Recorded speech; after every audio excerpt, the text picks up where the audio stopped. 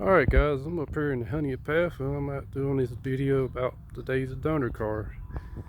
This is the 46 car. My friend here, he's the one that owns it, Joe. How's it going, everybody? And he'll tell you pretty basically about what happened to the car and why it's in this condition. So there was, to my knowledge, there was two cars that they built to do the flip scene and the crash scene. They built these cars. They basically took a metal pipe and they welded a metal pipe in the back of the car, and there was basically a telephone pole that they had a dynamite charge in it. And as they drove the car down the track or pulled the car down the track, when it got to wherever it needed to be, they shot that charge off. And there was a guy actually driving the car when all this happened. So there was a guy in the front seat, and they shot the charge off, and then the car, the telephone pole would come out and hit the asphalt and then flip the car over.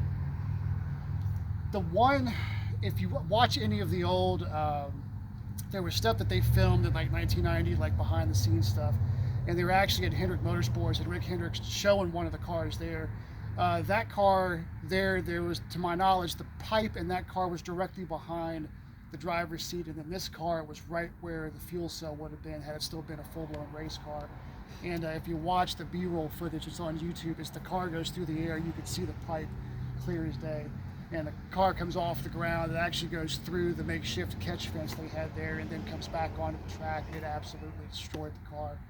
But like I said, there was a guy in the car when all that stuff happened. He was in control of everything, and that's what's left of it. I mean, that's basically how you see it now, is what it looked like when they were done with it. It just wasn't so rusty and beat up looking from sitting outside for 30 years. Yeah, look at the inside, man.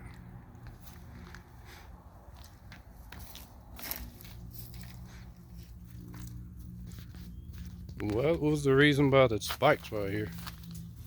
So this particular car, they towed it behind. There was a Richard Petty car, and I guess they had some sort of a tow rig hooked up to the back of the Richard Petty car. Yeah, And when they filmed all that, when it was going down the runway, they filmed all that stuff on a runway down there at an airport because Daytona wouldn't let them film that stuff. It set off dynamite charges on the speedway. But this car was towed behind that Richard Petty car, and there was a hook in it, and they released it. And as the charge went off and it pushed the back of the car into the air, the spikes, I'm assuming, would dig into the asphalt, and that's what flipped the car over. And when you watch the movie, when they have the wreck at Daytona, when Cole Trickle gets hurt, this particular car is in there very quickly, but you'll see it go basically, end over from front to back, right up in the air. Had a very short section of the movie, but it was absolutely in there. Yeah, this is a cool car though.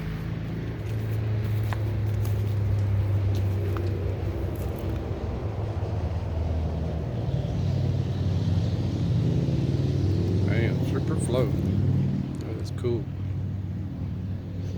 Yeah, not much left of it. Yeah. But it's still, still moving magic. It's still it, though. I mean, like I said, there was two of them. Mm-hmm.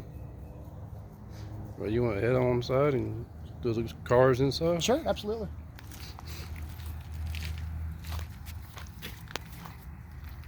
Well, all right, guys. These are the other two Days of Thunder's cars, and I'll let Joey tell you about the story about these cars. So, probably the best way, I never really explained it like this, in chronological order on how I acquired these cars, was the 18 car. It popped up on one of those like abandoned NASCAR groups on Facebook probably 3 or 4 years ago. And I saw the car on there, and I got to looking at it real close, and I was like, that car looks real. I mean, everything about it in the photos looked right. And the gentleman that posted the car never said really where it was. And I did a little bit of research and figured out the car was down in the Daytona area. And I found the business where it was, that was basically sitting in a junkyard down there. And when I called the guy, apparently a couple other people had figured out where the car was also.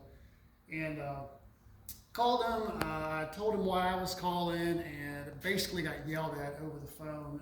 He started cussing at me and saying, he didn't understand how people figured out where the car was, and, don't effing call me again, and that car is not effing for sale, and blah, blah, blah, blah, blah, and proceeded to hang the phone up on me.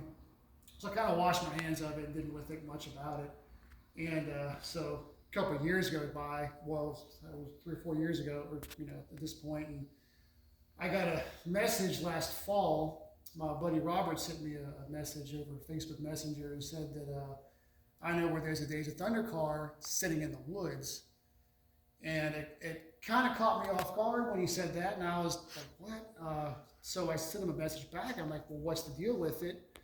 And he said, well, my buddy David down in Florida knows where this car is. Just send him a message, tell him I sent you, and why you're messaging him, and this, that, and the other.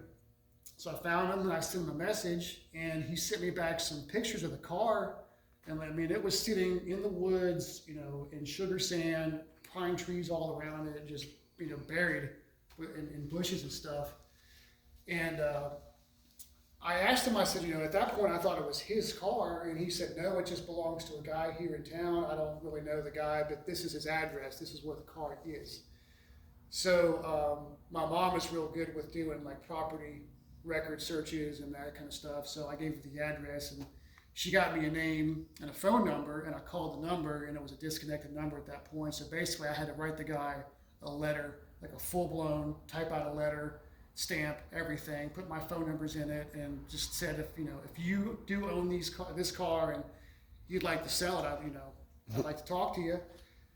And about a month goes by, and I got a phone call one Sunday afternoon, and at first I thought it was like a telemarketer or somebody calling me, and I realized the name of the town on my phone was where the car was. So I called the guy back, and because of the other car, I was, basically expected to get into another argument over it. And the guy was very nice. He was very pleasant. Was, kind of happy that somebody was, excited about the car and was interested in it. And he, we made a deal, and about a month went by. I drove all the way to Florida and got it picked up. And I got down there, and it was buried in the sand, and it had flat tires, and it fought us tooth and nail to get it out of there. And I kind of contemplated at one point just leaving it there, but I was like, I drove that far. I might as well dig it out and get it home. So dug it out and brought it back. And then not too long after I got the car home, I put a couple videos on like Facebook and TikTok and YouTube and stuff, and I started getting messages about the 18 car.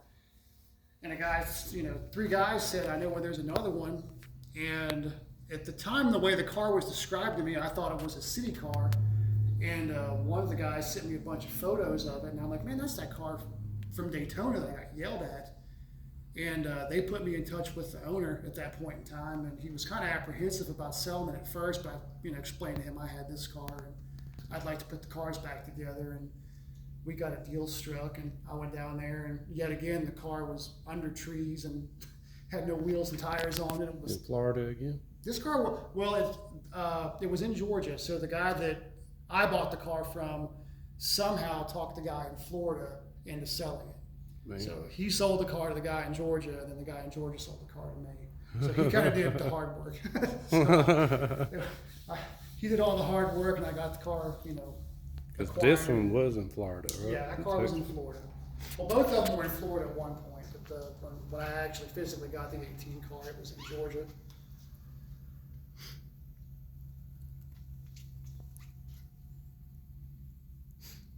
And it says Kendrick on there.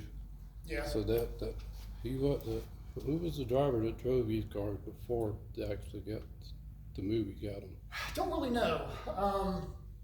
I was told that this car possibly could be a Bud Moore chassis. There's really no way of knowing because it's passed through so many hands. And when they got all these things, they were just old chassis, and they kind of bought them from everywhere. And it's kind of without having paperwork and talking directly to the guys I got it from, it's very hard to say. It's a very, very old Banjo Matthews rear steer chassis car, so it could have been anybody. It's the 18 car. If you look at it real close on the inside, the cage was originally yellow and it was black. So a guess is it might have been a Levi Garrett car at some point, but it's like I said, that's just a total guess. Yeah.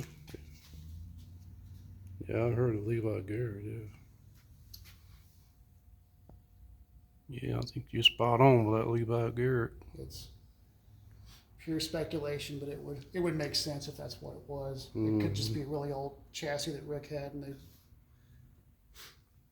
I saw that he actually has the CD car at his museum. yeah, he's got one of the real cars up there, one of the original cars he built.